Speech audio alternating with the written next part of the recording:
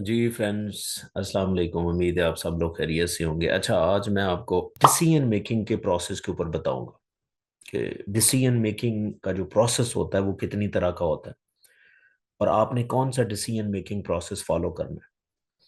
देखें, यूजुअली जो decision making का प्रोसेस है ना, वो दो तरह का होता है। एक इमोशनल डिसीजन मेकिंग होती है और एक लॉजिकल डिसीजन मेकिंग होती है। अब बेसिकली ये दोनों डिसीजन मेकिंग के प्रोसेस जो है वो रेगुलेट हो रहे होते हैं हमारे दो डिफरेंट ब्रेन से। अब यूजुअली दो डिफरेंट ब्रेन एरिया ऐसे हैं जो आपके डिसीजन मेकिंग में इंटरफेयर कर सकते हैं या उसको रेगुलेट करते हैं। एक तो आपका ब्रेन एरिया जिसे हम प्री फ्रंटल कॉर्टेक्स कहते हैं, जहां पे ये डिसीजन का जो न्यूरॉन्स हैं डिसीजन मेकिंग के लिए वो एक्टिव होते हैं, वो आपको एक अच्छा डिसीजन देते हैं। और दूसरा हमारा ब्रेन का एरिया ये है कि जिसे हम एमेगडाला कहते हैं। बेसिकली उसका डायरेक्ट तल्लक नहीं है।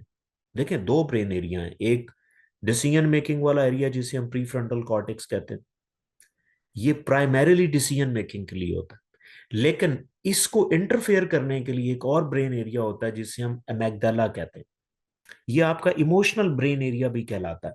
अब होता क्या है कि अब ये दोनों में आपस में आप ये कह लें कि दोनों का ताल्लुक इनवर्सली प्रोपोर्शनल है। यानी कि अगर आपका प्री फ्रंटल कॉर्टेक्स एक्टिव है, यानी कि आपने सही एक्टिव किया हुआ है, तो हो सकता है कि आपका जो अमेगडाला है वो डाउन हो, रेस्ट में हो। लेकिन अगर आपका अमेगडाला जो है वो एक्टिव हो जाता है, तो ये डिसीजन मेकिंग वाला जो brain area pre frontal cortex ये डाउन हो जाता है। अब प्रॉब्लम कहाँ पे आता है? प्रॉब्लम ये आता है कि अगर आपने जो फियर या इमोशन वाला ब्रेन एरिया वो एक्टिव कर दिया, तो आपका डिसीजन मेकिंग वाला प्रोसेस जो है वो सही नहीं होगा, आपसे सही डिसीजन नहीं होगा। अब इसका मतलब है कि डिसीजन दो तरह के हो सकते हैं। एक इमोशनल डिसीजन है, जब अमेगडाला एक्टिव होगा तो उस टाइम आप जो डिसीजन करेंगे वो इमोशनल डिसीजन होगा। अब इमोशनल डिसीजन क्या हो सकता है कि जब भी आप किसी इमोशंस में होंगे उस टाइम अगर आपको डिसीजन करते हैं तो वो यूजुअली इमोशनल डिसीजन होता है। फॉर एग्जांपल, बहुत ज्यादा परेशानी में, इमरजेंसी में, अक्सर आपने देखा होगा जब भी कोई बंदा इमरजेंसी में होता है उसको आप जो कुछ भी कहें वो कर लेता है, क्योंकि उस टाइम वो इमोशंस में होता है।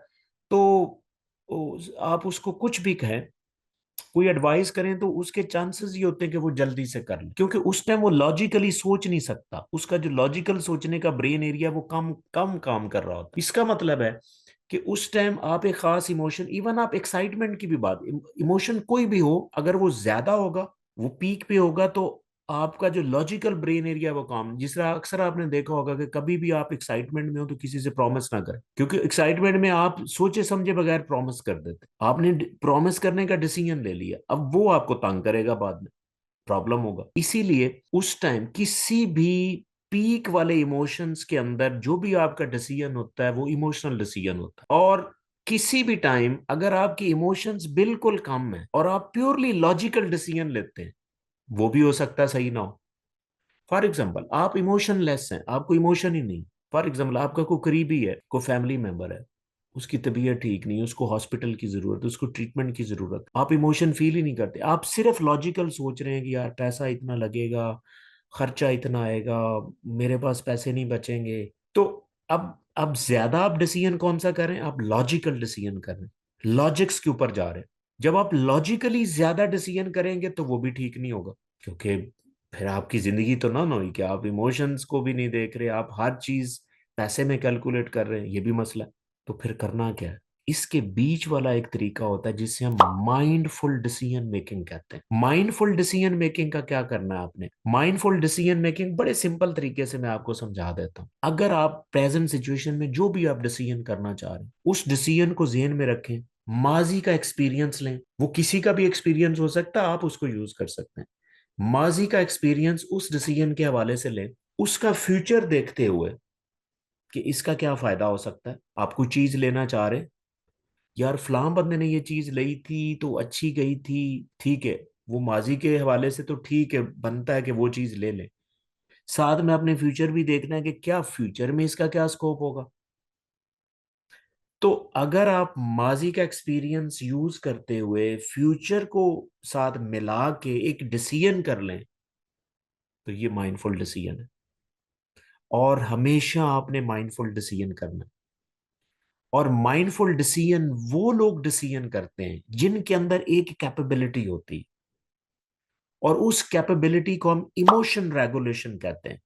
इमोशन को आपने रेगुलेट, जब तक आप इमोशन को रेगुलेट नहीं ना करेंगे तो आप फिर इमोशनल डिसीजन ही करते रहेंगे।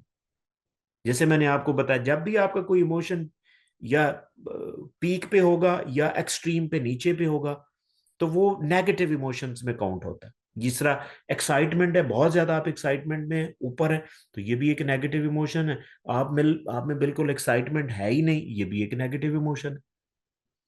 तो आपने एक्साइटमेंट को ऊपर भी लेके आना, अगर ज्यादा तो उसको आपने नीचे लेके आना। तो इस कैपेबिलिटी को हम इमोशन रेगुलेशन कहते हैं। जिन लोगों में इमोशन रेगुलेशन होता है वो हमेशा माइंडफुल डिसीजन करते हैं। क्यों? कि वो लोग जो इमोशनली अपने आप को रेगुलेट करते हैं, उनका जो जो इमोशनल ब्रेन है वो भी रेस्ट पे हो जाता है, बिल्कुल रेस्ट पे हो जाता है। और उनका लॉजिकल डिसीजन मेकिंग वाला एरिया वो एक्टिव हो जाता है। तो वो इमोशंस को भी साथ रखते हैं, बैलेंस इमोशंस को, उसको भी साथ रखते हुए एक ऐसा डिसीजन करते हैं जिसमें आपकी दोनों चीजें आ रही होती। ठीक है?